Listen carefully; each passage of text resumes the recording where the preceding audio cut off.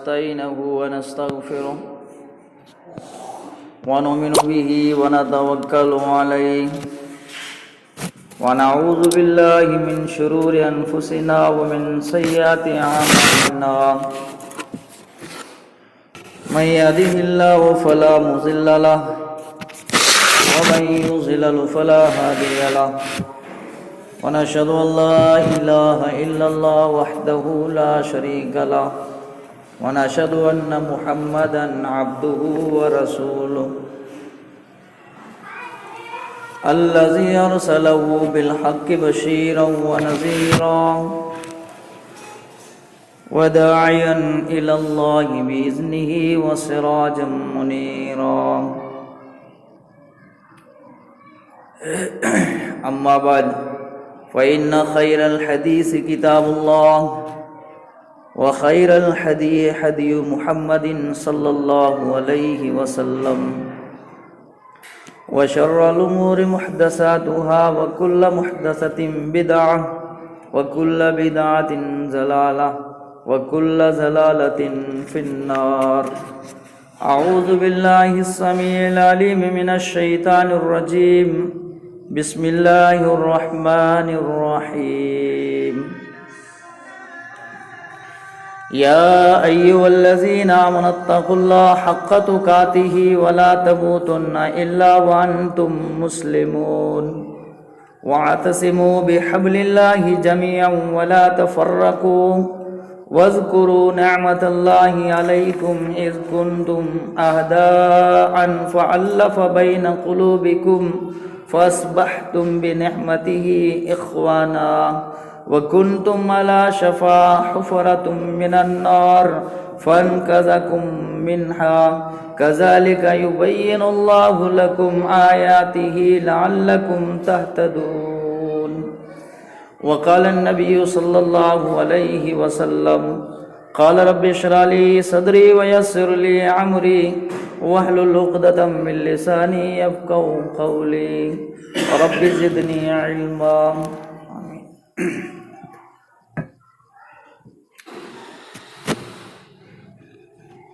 تعریف و توصیف، عبادت و بندگی اسی خالق کائنات مالک ارض و سما کے لیے جس نے ساری کائنات کو پیدا کیا اور وہی وہ علی کل شیء قدیر ہے. اس اللہ رب العالمین کی حمد و ثنا کے بعد درود و سلام کے پھول نشاور ہوں اس ہستی اقدس و مقدس پر کہ جن کا نام نامی اسم گرامی حضرت محمد رسول اللہ صلی اللہ علیہ وصحبہ وبارک وسلم ہے، جو ہمارے لیے بشیر اور نذیر بن کر آئے ہوئے تھے. اللہم صلی علی محمد وعلی آل محمد کما صلیت علی ابراہیم وعلی آل ابراہیم انک حمید مجید. اللہم بارک علی محمد وعلی آل محمد کما بارکت علی ابراہیم وعلی آل ابراہیم انک حمید مجید. عزیز دوستو، بزرگوں، سورہ آل عمران چوتھے پارے کی سورت اور دوسرا رکوع ہے. اس سورہ کی چند آیتیں میں نے آپ کی خدمت میں پیش کی ہیں. انہی کے حوالے سے چند باتیں آپ کی خدمت میں پیش کروں گا. اللہ رب العالمین کی توفیق سے اللہ سے یہ دعا کرتے ہیں کہ اللہ تبارک و تعالی مجھے حق اور سچ بیان کرنے، اس پہ آپ کو اور مجھے عمل کرنے کی توفیق عطا فرمائیں. پہلے آپ قرآن کریم کی معنی سمجھ لیجئے. یا ایھا الذین آمنوا، یعنی اللہ تبارک و تعالی نے مختلف گروہ کو، مختلف قوموں کو پکارا ہے، اور اللہ تبارک و تعالیٰ کا ایک انداز اپنا ہے. اگر اللہ تبارک و تعالیٰ اپنے مومن بندوں کو اگر پکارنا چاہتا ہے تو آمنو کا لفظ لاتا ہے، اے ایمان والو. اور اگر اللہ تبارک و تعالیٰ کافروں سے خطاب کرتا ہے تو کہتا ہے قل یا ایھا الکافرون، اے کافرو. اگر یہودوں سے اللہ تبارک و تعالیٰ خطاب کرتا ہے تو کہتا ہے قل یا ایھا الذین ھادوا ان زعمتم انکم اولیاء للہ من دون الناس۔ اہل کتاب یہود اور نصارہ کو کہتے ہیں اس طریقے سے اگر منافقوں کے بارے میں کہا گیا تو اللہ تبارک و تعالیٰ نے اس انداز سے بیان کیا، لیکن اس آیت میں اللہ تبارک و تعالیٰ صرف اپنے مومن بندوں سے کہہ رہا ہے یا ایھا الذین آمنوا اتقوا اللہ حق تقاتہ ولا تموتن الا وانتم مسلمون۔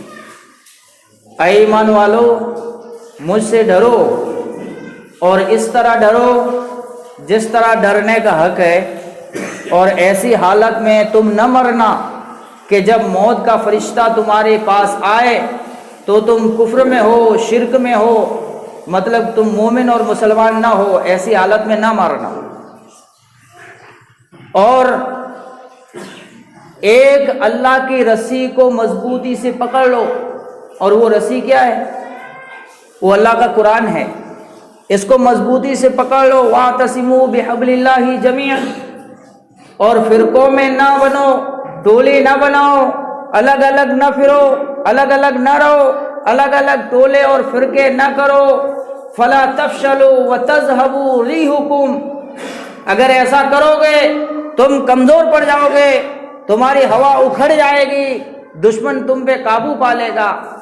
اور یاد کرو اس اللہ رب العالمین کی نعمت کو کہ اللہ تبارک و تعالیٰ نے تم کو جہنم کے کنارے پہنچ گئے تھے ایک دوسرے کے، یعنی عرب کے اندر جب محمد رسول اللہ صلی اللہ علیہ وسلم آئے اس سے پہلے وہ ایسی خونخوار قوم تھی، اپنے ایک دوسرے بھائی کے گلے لگانے کے اگر دیکھ لیتی ان کے آنکھوں میں خون بھر آتا تھا، لیکن اللہ تبارک و تعالیٰ نے ان کو بھائی بھائی بنا دیا اور جہنم کے کنارے سے نکال کے ان کو ایک جگہ پہ، ایک پلیٹ فارم پہ، اہدنا الصراط المستقیم پہ قائم کر دیا۔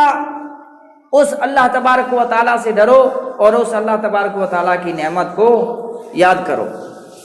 یہ ہے اس آیت کا ترجمہ جو سلیس قرآن مجید میں آپ دیکھ سکتے ہیں۔ اب میں تھوڑی سی اس کی تشریح کروں گا۔ یا ایھا الذین آمنوا اتقوا اللہ، اے ایمان والو اللہ سے ڈرو۔ اللہ سے ڈر نہیں لگتا ہے۔ دو طرح کے قانون ہوتے ہیں۔ آدمی اگر بازار میں جاتا ہے، آج تو الحمدللہ مسجدوں میں بھی CCTV کیمرے ہوتے ہیں، لیکن اگر چاہتا ہے کہ کچھ پیسے ہیں اٹھاؤں کیمرے میں آ جاؤں گا، اگر کچھ حرکت کروں گا پکڑا جاؤں گا، ڈر ہے نہیں کر پاتا۔ شہر میں جاتا ہے دیکھتا ہے پیسے ہیں کوئی نہیں ہے لیکن کیمرہ چالو ہے، کر نہیں سکتا۔ سنگل ہے کیمرے لگے ہوئے ہیں، سنگل نہیں توڑ سکتا، پکڑا جاؤں گا، میری تصویر آ جائے گی ہو بہو، میں سامنے آ کے میرے کو دکھا دیا جائے گا، ڈر۔ لیکن اللہ تبارک و تعالیٰ فرماتا ہے ایمان والو، دنیا والوں کو یہ کیمرہ بنانے کی، ان کو بنانے کی طاقت تو میری ہے۔ اگر ان کا ڈر رکھتے ہو، اس کیمرے کا ڈر رکھتے ہو کہ میں پکڑا جاؤں گا، ان کا ڈر تم کو لائق ہوتا ہے، لیکن وہ کیمرہ تو کبھی خراب بھی ہو سکتا ہے، اس کی تار کبھی ٹوٹ بھی سکتی ہے، لیکن اللہ تبارک و تعالیٰ کا کیمرہ کبھی بھی خراب نہیں ہوتا، اللہ کی نظروں سے کوئی اوجھل نہیں رہتا۔ وَهُوَ عَلَىٰ كُلِّ شَيْءٍ قَدِيرٌ ہے۔ تمہارے کندھوں پہ جو کرامن کاتبین بیٹھے ہوئے ہیں جو نوٹ کر رہے ہیں، ان سے کوئی بات نہیں چھوٹتی، وہ سب ریکارڈ کر رہے ہیں۔ اور کل قیامت کے دن اللہ تبارک و تعالیٰ فرماتا ہے وَمَن يَعْمَلْ مِثْقَالَ ذَرَّةٍ خَيْرًا يَرَهُ، اگر ذرے برابر کی نیکی کی ہوگی تو بھی میں اس کو سامنے لاؤں گا، اور اگر ذرے برابر کی برائی اور گناہ کیا ہوگا تو بھی میں تمہارے سامنے لاؤں گا۔ اس اللہ سے ڈرو جس کے کیمرے کے برابر، جس کی طاقت کے برابر کوئی طاقت نہیں ہے، اور اس طرح سے ڈرو جس طرح اس سے ڈرنے کا حق ہے۔ ایسا نہیں کہ لوگوں کے سامنے آئے کیمرے میں ہو تو ڈر لگتا ہے کہ مسجد میں کوئی کروں گا، لیکن ایسا ڈر پیدا کرو، بھلے بیابان میں رہو، جنگل میں رہو، اکیلے رہو، لیکن اللہ کا ڈر دل میں محسوس کرو۔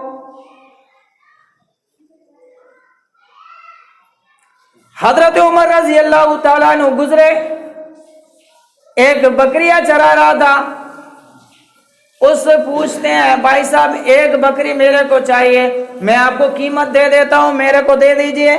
کہا میں کیسے دے دوں، یہ بکریاں تو میری نہیں ہے، میرے مالک کی ہے، میں تو نوکر ہوں، بکریاں چراتا ہوں۔ کہا تمہارا مالک تو یہاں نہیں ہے، میں تم کو قیمت دے رہا ہوں، اگر تمہارا مالک تم کو پوچھے گا تو بتا دینا کہ بھیڑیا کھا گئی، بھیڑیا لے گیا، جھوٹ بول دینا، کون سا دیکھنے آتا ہے، اتنی ساری بکریاں ہیں، ایک بکری گم ہو گئی، میں تم کو پیسے بھی دے رہا ہوں۔ اس نے کہا بھائی صاحب میں بکری دے دوں گا، برابر میں یہاں سے تو چھوٹ جاؤں گا، لیکن اس اللہ رب العالمین کے کیمرے سے، اس اللہ کی نظر سے کیسے چھوٹوں گا، قیامت کے دن مجھے اس کا حساب اپنے رب کے سامنے دینا پڑے گا۔ یہ محمد الرسول اللہ صلی اللہ علیہ وسلم کی تعلیم تھی، جو ان چراوا کے اندر بھی، ان کی دلوں کے اندر بھی، اس بیابان میں، اس جنگل میں، ان کی دلوں کے اندر بھی اللہ رب العالمین کا اتنا خوف تھا، کوئی دیکھنے والا نہیں، لالچ دے رہے ہیں لیکن اللہ کے سامنے ان کی لالچ کام نہیں کرتی۔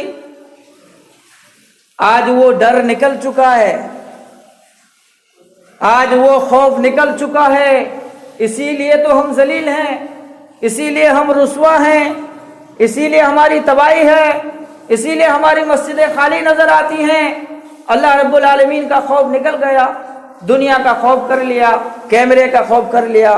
کیا وہ مالک اتنی بھی طاقت نہیں رکھتا کہ ان ساری چیزوں کو جو بنایا اس کا ڈر رکھا جائے، اس کا خوف رکھا جائے؟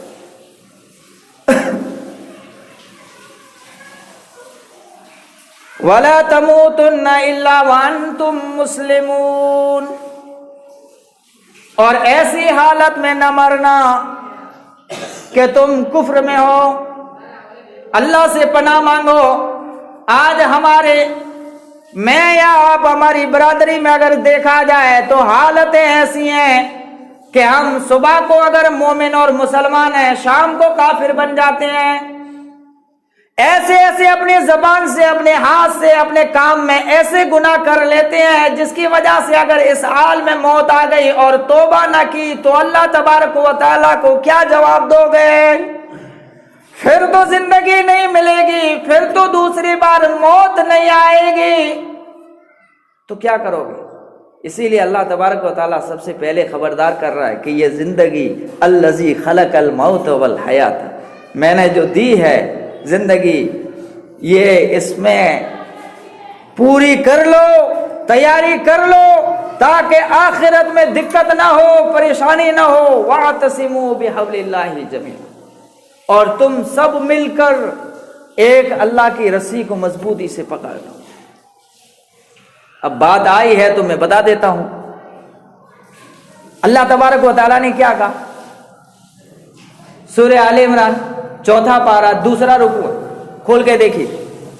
وَاعْتَصِمُوا بِحَبْلِ اللَّهِ امام احمد ابن حنبل، وَاعْتَصِمُوا بِحَبْلِ اللَّهِ امام مالک، وَاعْتَصِمُوا بِحَبْلِ اللَّهِ امام شافعی، وَاعْتَصِمُوا بِحَبْلِ اللَّهِ جَمِيعًا۔ اللہ تبارک و تعالیٰ نے یہ نہیں بتایا تم سب مل کے ایک رسی کو پکڑ لو، کس کو؟ ابو حنیفہ رحمۃ اللہ علیہ کو پکڑ لو، شافعی کو پکڑ لو، مالک کو پکڑ لو، حنبل رحمۃ اللہ علیہ کو پکڑ لو، نہیں، وہ رسی اللہ کا قرآن ہے، اس رسی کو مضبوطی سے پکڑ لو۔ ترکت فیکم امرین لن تضلوا ما تمسکتم بہما کتاب اللہ و سنت۔ نبی کریم صلی اللہ علیہ وسلم نے اپنی وفات سے چند ماہ پہلے فرمایا کہ میرے ساتھیوں، میں اس دنیا سے جانے کے بعد بہت سارے ایسے فرقے آئیں گے، ایسی جماعتیں آئیں گی، تمہیں گمراہ کریں گی، بھٹکائیں گی۔ یا رسول اللہ پھر ہم کیا کریں؟ کہ لن تضلوا ما تمسکتم بہما، تمہارے لیے میں 2 چیزیں چھوڑ کے جا رہا ہوں، ایک اللہ کا قرآن اور دوسری میری سنت۔ ان 2 چیزوں کو پکڑ کے مضبوطی سے پکڑے رہو گے، لن تضلوا دنیا کی کوئی طاقت تمہیں گمراہ نہیں کر سکتی. یہ دو چیزیں ہمارے اندر موجود ہیں. فتوے اپنے اپنے دے دیتے ہیں, حدیث کا اتا پتہ نہیں, حدیث کا معلوم نہیں, حدیث کہتے کس کو ہیں, سند کیا ہے, اس کا راوی کون ہے, کون سی حدیث ضعیف ہے, کون سی راجح قول کیا ہے, پتہ ہی نہیں. خیر 1200 سال سے امام ابو حنیفہ رحمۃ اللہ علیہ کے ہم لوگوں کو کہا جاتا ہے غیر مقلد, تقلید نہیں کرتے, ان کا کوئی امام نہیں ہے. اور ہمارا سب سے بڑا اگر امام کوئی ہے تو حضرت محمد الرسول اللہ صلی اللہ علیہ وسلم. میں اکسانے کے لیے, لڑانے کے لیے, جھگڑے کرانے کے لیے بات نہیں کر رہا ہوں, لیکن ایک عدل اور انصاف سے ایک حقیقت, کیونکہ آپ کے ذہن میں یہ سوال ہوگا کہ اگر یہ مسجد ہے تو اللہ کا گھر ہے, ہم سب بھائی ہیں, کسی بھی مسلک کا ہو, چاہے وہ اپنے آپ کو دیوبندی کہتا ہو, تبلیغی کہتا ہو, بریلی کہتا ہو, شافعی کہتا ہو, مالکی کہتا ہو, اگر وہ یہاں پہ آ کے نماز پڑھتا ہے, ایک سادہ آدمی جس کے پاس علم نہیں ہے وہ کیا سمجھے؟ ایک اوپر ہاتھ باندھتا ہے, ایک نیچے ہاتھ باندھتا ہے. اب قرآن ایک ہے, نبی صلی اللہ علیہ وسلم ایک ہے, اللہ ایک ہے, مسجد ایک ہے, رہتے ساتھ میں, نماز کا طریقہ الگ کیوں؟ یہ ایک بڑا سوال ہے. یہ اسی لیے اللہ نے قرآن میں کہا وَاعْتَصِمُوا بِحَبْلِ اللَّهِ جَمِيعًا وَلَا تَفَرَّقُوا, فرقوں میں نہ رہنا. دوسری جگہ پہ فرمایا وَلَا تَفْشَلُوا وَتَذْهَبُوا رِيحُكُمْ, جھگڑے نہ کرنا, الگ ٹولی نہ بنانا, ورنہ کمزور ہو جاؤ گے. اور کوئی بھی جماعت اور کوئی بھی ٹولی آج فقہا میں اگر اعلیٰ اور عرصہ مقام امام ابو حنیفہ رحمۃ اللہ علیہ رکھتے ہیں, مجھے صرف ایک بات بتاؤ, ابو بکر صدیق رضی اللہ تعالیٰ عنہ, عمر فاروق رضی اللہ تعالیٰ عنہ, عثمان رضی اللہ تعالیٰ عنہ, شیر حیدر کرار علی رضی اللہ تعالیٰ عنہ کے دور میں کون سے وہ فقہاء ہیں جن کی روشنی میں مسائل مانے جاتے تھے یا مسئلے حل کیے جاتے تھے؟ بتلاؤ. اور جب ان خلفائے راشدین کے دور میں فقہاء کا کوئی نام و نشان نہیں تھا اور ان کی رائے اور قیاس نہیں چلتی تھی, وجود ہی نہیں تھا, پھر بھی تو فیصلے ہوتے تھے, پھر بھی تو رسول اللہ کی سنت کو مانا جاتا تھا.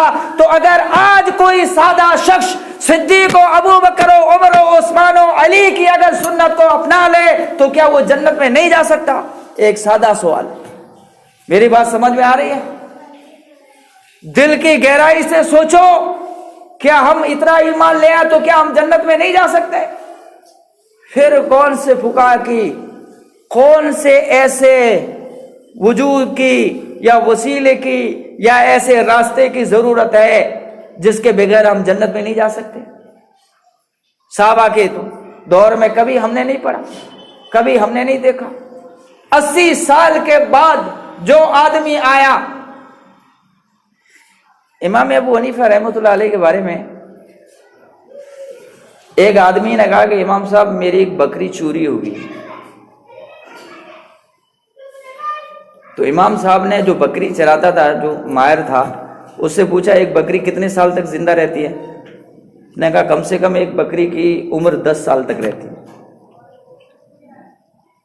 اس شہر کے اندر امام ابو حنیفہ رحمۃ اللہ علیہ نے 10 سال تک بکری کا گوشت نہیں کھایا کہ وہ چوری کی ہوئی بکری کا گوشت کہیں میرے کھانے میں نہ آ جائے. یہ تھے امام, اس کو کہتے ہیں حرام نہ کھانے والا. آپ یہ بتاؤ, ایسا امام جو اللہ سے اتنا ڈرتا ہو, کیا وہ رسول اللہ کی سنت کو توڑ سکتا ہے؟ کیا وہ یہ کہہ سکتا ہے کہ میرا طریقہ اپنانا؟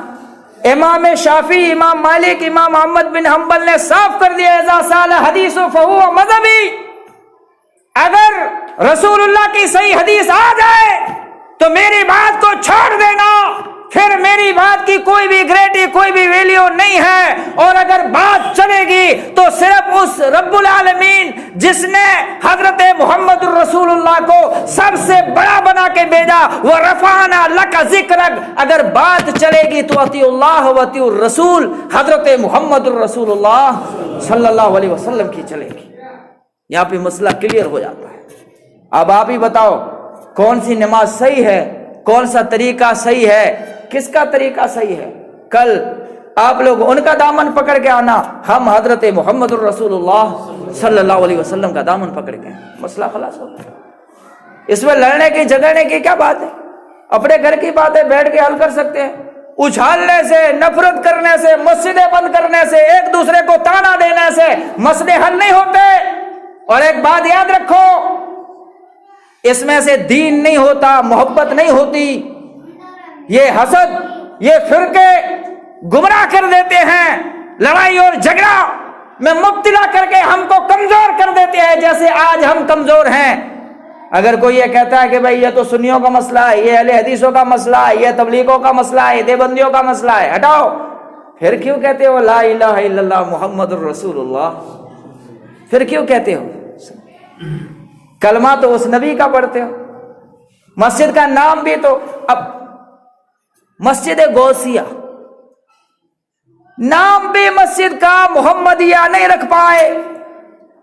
بتلاؤ ایسے نام اور ایسے کام کیے کہ حضرت محمد الرسول اللہ صلی اللہ علیہ وسلم نے فرمایا جب حوض کوثر پہ میری امت آئے گی اور جب اللہ کے رسول صلی اللہ علیہ وسلم کے قریب آئے گی، فرشتے دور کر دیں گے کہ اللہ کے رسول آپ کو نہیں معلوم آپ کے جانے کے بعد ان لوگوں نے کتنی بدعتیں ایجاد کی تھی، وَكُلُّ بِدْعَةٍ ضَلَالَةٍ وَكُلُّ ضَلَالَةٍ فِي النَّارِ، ہر بدعت گمراہی ہے اور گمراہی آپ کو جہنم میں لے جائے گی، اور جہنم برا ٹھکانہ ہے، وَسَاءَتْ مَصِيرًا۔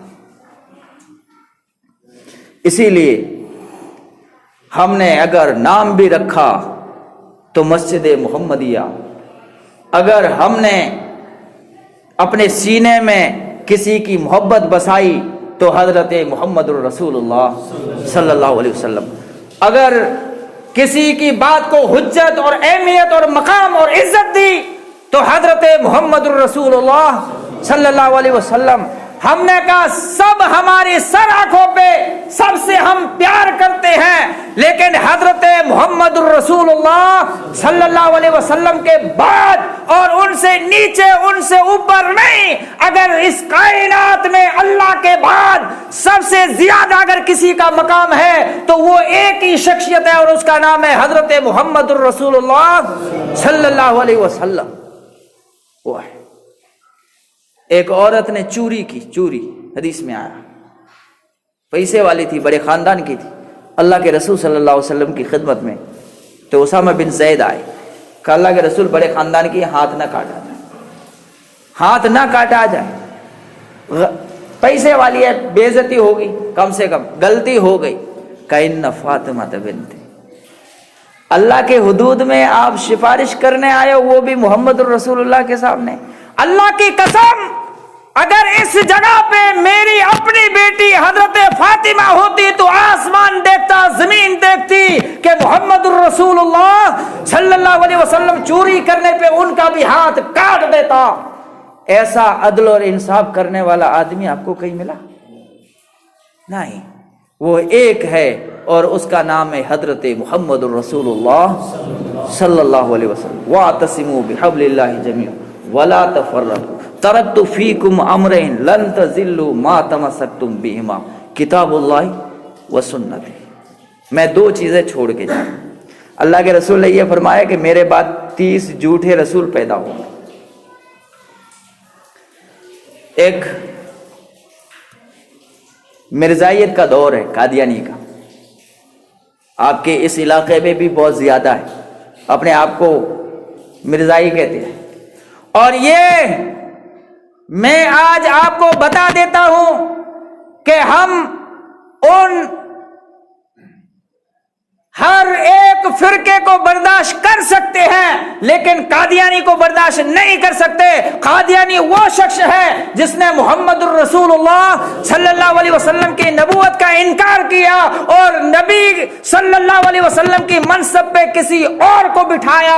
और इसीलिए कहा गया कादियानी से ताल्लुक रखना, उनसे बात करना, उनको महल्ले में जगा देना, ये ईमान की अजमत नहीं है। ला युमिनु अहदुकुम हत्ता अकूना अहब्बा इलैहि मिन वालिदिही व वलदिही वन नास अजमाइन। तब तक तुम मोमिन ही नहीं हो सकते जब तक कि सारी चीजों से ज्यादा हजरत मोहम्मद रसूलुल्लाह सल्लल्लाहु अलैहि वसल्लम से मोहब्बत न करो। हमसे बहुत ज्यादा बहस हुई और बहस होने के बाद क्या कहता है, अक्सर लोग भी जाते हैं देखने के लिए, क्या है, किसी को पैसे दे रहे हैं, किसी को मकान दे रहे हैं। लालत है ऐसे सामान पे जो हुजूर सल्लल्लाहु अलैहि वसल्लम की इज्जत से नीचे हो, बल्कि हुजूर सल्लल्लाहु अलैहि वसल्लम की इज्जत पे हर चीज कुर्बान की जा सकती है, लेकिन मोहम्मद रसूलुल्लाह सल्लल्लाहु अलैहि वसल्लम की सुन्नत पे आंच आने नहीं दी जाती। ये अकीदा होता है। और इसीलिए कहा वातसिमू बिहब्लिल्लाहि जमीअन वला तफर्रकू वज़कुरू निअमतल्लाहि अलैकुम। उस नेमत को याद करो जो अल्लाह ने तुम पे किया। तुम एक दूसरे के दुश्मन थे, एक दूसरे से अलग थे, एक टोली में नहीं थे, अल्लाह ने वहां से निकाला, एक टोली बना दी। अब काहे के फिरके, अब काहे का अलग मजहब, कौन सा मजहब बना रहे हो, किसके तरीके पे नमाज पढ़ रहे हो, कौन सा तरीका जतला रहे हो। घर के अंदर बैठ रहे हैं, या अल्लाह तो निकलता नहीं, दूसरों का नाम निकलता है। अब आप जानते होंगे, खाता उसका है, सांस उसकी दी हुई चलती है और नाम किसी गैर का ले रहा है। इसीलिए अल्लाह तबारक व तआला ने मुशरिक को और जानिया औरत को दोनों को इकट्ठा बयान किया कुरान में। क्यों? जिना एक अलग चीज है, मुशरिक शिरक करने वाला एक अलग है, लेकिन दोनों एक साथ क्यों अल्लाह ने जमा कर दी? इसलिए क्यों कि मुशरिक अल्लाह के घर को छोड़ के किसी गैर पे गया, ये जानिया औरत अपने हलाल पति को छोड़ के किसी गैर के पास अपनी ख्वाहिश पूरी की, दोनों की हैसियत बराबर है। इसीलिए अल्लाह तबारक व तआला ने दोनों को जिक्र किया, दोनों में कोई फर्क नहीं। वो भी गैर के पास जा रही, ये भी गैर के पास जा रहा है। और अगर अपने हलाल पति को छोड़ के अगर गैर के पास जाती तो उसकी सजा मौत है, कत्ल है। और अगर अल्लाह तबारक व तआला को छोड़ के किसी गैर से मांगा जाता है, ऐसा इंसान भी इस्लाम से खारिज है और मरने से पहले अगर तौबा नहीं कर लेता उस पे जन्नत हराम कर दी जाएगी और डायरेक्ट वो जहन्नम का मुस्तहिक बन जाएगा। इसीलिए अल्लाह तबारक व तआला से पनाह मांगो और अपने भाइयों को ये समझाने की, ये बतलाने की कोशिश करो कि वो जहन्नम के रास्ते पे ना जा सके, क्योंकि वो भी तुम्हारे भाई हैं। अगर वो भटक गए हैं, उनको सही रास्ता बताना, उनको कुरान और सुन्नत की दावत पहुंचाना, ये हमारा और आपकी जिम्मेदारी है। इमाम शाफी रहमतुल्लाह अलैह अहले हदीस इसको मानते हैं, और जब सऊदीया में आप जाओगे तो इसको सल्फी कहते हैं। ये कहते हैं अहले हदीस भी तो एक फिरका है। अहले हदीस कोई फिरका नहीं, हमने कोई अपने नाम पे नाम नहीं रखा। और हम आज भी कहते हैं, अगर कोई एक बच्चा भी हदीस लाता है कि मौलवी साहब हदीस में ये चीज मौजूद है, और आप क्या कहते हो, मैं सर झुका दूंगा, माफी मांग लूंगा कि मुझसे गलती हो गई, लेकिन हदीस के आगे नहीं जाऊंगा। क्यों? कि हमारा मजहब सिर्फ रसूलुल्लाह सल्लल्लाहु अलैहि वसल्लम के फरमान पे है। अगर हमारी गर्दन झुकाना है, हमको मिलाना है, हम झुका देंगे मोहम्मद रसूलुल्लाह के फरमान के सामने, लेकिन किसी और के सामने हम गर्दन कटा सकते हैं, झुका नहीं सकते। ये अकीदा होता है। बड़ा इमाम है, बहुत सारे आए, लेकिन हमने उनको हुज्जत नहीं दी, हमने सर आंखों पे रखा, सलाम कह दिया, लेकिन मोहम्मद रसूलुल्लाह सल्लल्लाहु अलैहि वसल्लम की। इसीलिए कुरान ने कहा अतिउल्लाह व अतिउर रसूल व उलिल अम्रि मिनकुम फइन तनाज़अतुम फी शैइन फरुद्दूह। अगर इस्लाम के अंदर में कोई झगड़ा और लड़ाई हो जाती है तो आप क्या करोगे? या अल्लाह हम क्या करें? फिर आप अल्लाह की किताब की तरफ ले आओ قرآن و حدیث کی طرف لے آؤ. اگر یہ اس کا ساتھ دیتا ہے تو وہ سچا ہے, دنیا بھلے کتنا ہی اس کو جھوٹا کہے. اگر یہ دونوں ساتھ اس کا نہیں دیتے تو وہ دنیا کتنا ہی سچا کہے لیکن وہ جھوٹا ہے, اس کو کوئی بھی محمد صلی اللہ علیہ وسلم کا وفادار ماننے کے لیے تیار نہیں. وَاعْتَصِمُوا بِحَبْلِ اللَّهِ جَمِيعًا. مسلمانوں اس وقت بتاؤ 1,44,000 یا 24,000 تقریباً صحابہ کرام کی تعداد گزری ہے, بتلاؤ کون سا فرقہ تھا, کون سی الگ جماعت تھی؟ حضرت ابوبکر صدیق رضی اللہ تعالیٰ عنہ نے فرمایا کہ میں نے حضرت محمد صلی اللہ علیہ وسلم کی زبان سے سنا ہے کہ یہ امامت قریش میں رہے گی. سارے لوگ خاموش ہو گئے. کہ میں نے نبی صلی اللہ علیہ وسلم کی زبان سے سنا ہے, نبی کا جہاں انتقال ہوتا ہے اس کو وہی دفن کیا جاتا ہے. سب خاموش ہو گئے. صدق, سب نے اس کو سچ مان لیا. اب آخری واقعہ رکھ دیتا ہوں, شاید آپ بھی بڑی کھوپڑی والے ہیں, سمجھتے نہیں ہیں. حضرت علی رضی اللہ تعالیٰ عنہ کئی سفر میں باہر چلے گئے تھے تو بقرہ عید آ گئی, تو وہاں پہ جو قربانی ہوتی ہے اس کا گوشت بچ گیا, تو ہمارے یہاں پھر اس کو جمع کر لیتے ہیں, سکھا دیتے ہیں. تقریباً 2 مہینہ 4 مہینہ 6 مہینے تک بھی چلتا رہتا ہے. آپ کے یہاں کیا ہوتا ہے معلوم نہیں. تو حضرت فاطمہ نے کہا کہ میرے شوہر نہیں ہیں, تو جمع کر لیے تھے. جب وہ آئے 4-6 مہینے کے بعد تو خوشی میں بنا کے سامنے رکھ دیے. کہا یہ کیا ہے؟ کہ آپ قربانی میں نہیں تھے, وہی گوشت ہے, ہم نے رکھ دیے تھے اور آج آپ آئے ہو تو آپ کے سامنے پیش کیا. حضرت علی کہتے حرام, حضرت فاطمہ کہتی حلال ہے. اب دونوں میاں بیوی ہے, ایک اللہ کے رسول صلی اللہ علیہ وسلم کا داماد ہے, دوسری نبی صلی اللہ علیہ وسلم کی بیٹی ہے. اب اختلاف ہو گیا, ایک کہتا حلال ہے, دوسرا کہتا حرام ہے. اب کیا کرے؟ حضرت فاطمہ رضی اللہ تعالی عنہا نے کہا کہ حضرت محمد صلی اللہ علیہ وسلم اپنے اندر موجود ہیں, آپ اللہ کے رسول صلی اللہ علیہ وسلم سے پوچھ لیجئے. اگر وہ کہتے ہیں کہ یہ جائز ہے تو ہم لوگ کھا لیں گے, اور اگر وہ منع کر دیتے تو ہم آپ کی بات مان لیں گے. کہا ٹھیک ہے. حضرت علی رضی اللہ تعالی, دیکھو انداز, وَاعْتَصِمُوا بِحَبْلِ اللَّهِ جَمِيعًا. اللہ کے رسول صلی اللہ علیہ وسلم کے پاس گئی, ادب سے عرض کیا اللہ کے رسول صلی اللہ علیہ وسلم ایسی ایسی بات ہوئی, میں آیا تو حضرت فاطمہ نے سامنے رکھا, میں نے کہا حرام ہے. اللہ کے رسول نے یہ نہیں کہا کہ میری بیٹی ہے اسی لیے وہ سچی ہے. کہا علی آپ کیوں کہتے ہو کہ حرام ہے؟ قُلْ هَاتُوا بُرْهَانَكُمْ إِن كُنتُمْ صَادِقِينَ. دلیل تو لاؤ.